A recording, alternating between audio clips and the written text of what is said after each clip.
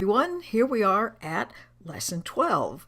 Now, all of these first lessons and first quite a few lessons are all foundational. They're all building a premise, a new premise out of which we're going to operate. And we can't see where this is headed.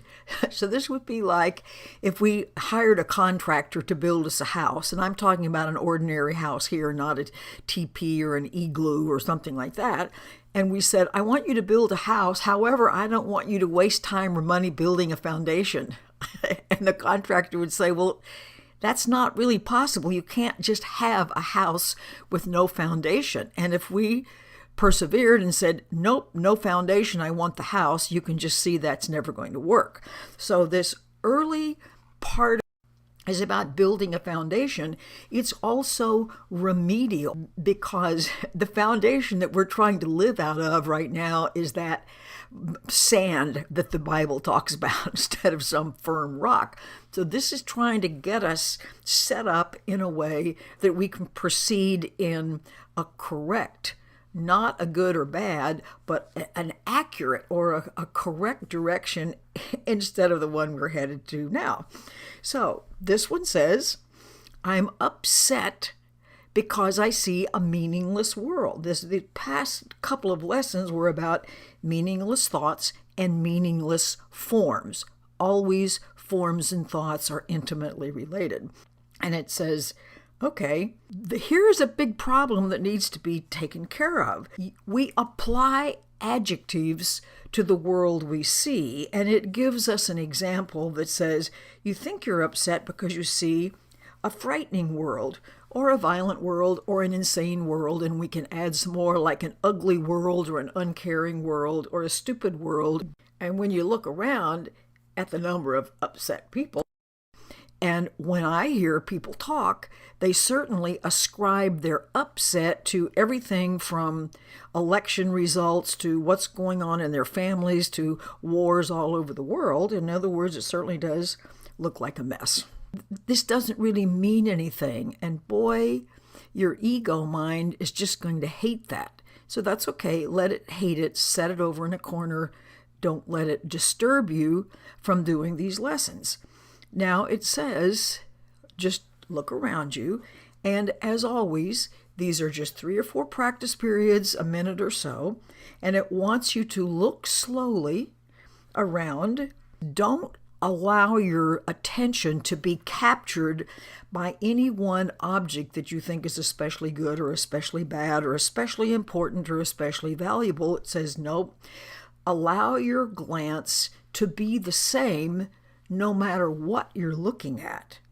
The reason for that is to see that everything is actually of equal value. As you look at it, I see a fearful world, I see something dangerous, I see something I don't like, and then you could also say, well, I see something that's beautiful, and I see something that's good, and I see something that I feel very content about. And it goes on to say, but if you're applying that adjective, that is inherently a judgmental adjective, because a beautiful world, if that's what you say you see, implies in your mind you have some idea of what an ugly world is.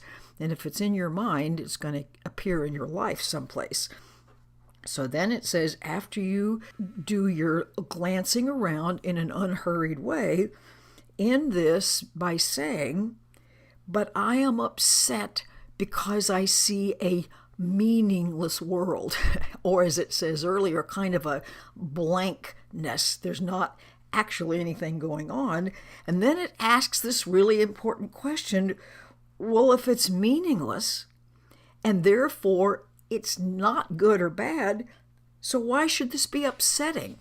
Why would a meaningless world be upsetting? And it says, it would be fabulous if you would let the truth emerge and be present. See, it keeps saying all along, everything that makes you so happy, that is your happiness, is always right here, but it's blocked.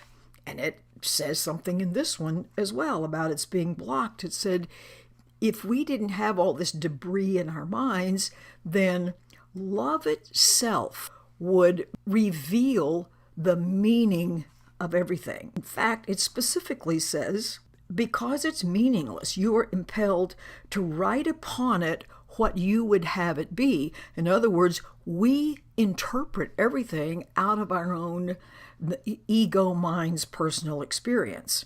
And that's what we see. In other words, what we think about everything, the way we evaluate everything contributes to what my world looks like. But underneath that, see how it keeps referring to something else is here, but we don't have access to it because of our confusion. It says, is written the Word of God. Now, this is the first time God shows up. And for those of you who find that upsetting or annoying because that to you is the Sunday school God of some old guy sitting in the sky with the judgment book, then God and love are the same thing. So it says, beneath your words is written the Word of God we can replace with the experience of love. That's what we will become aware of when our words have been erased. Yet another verb to describe that we have imposed a barrier between our current awareness and reality that's actually right here. The meaning that we ascribe to things that does not add to our happiness is just our interpretation of what we see.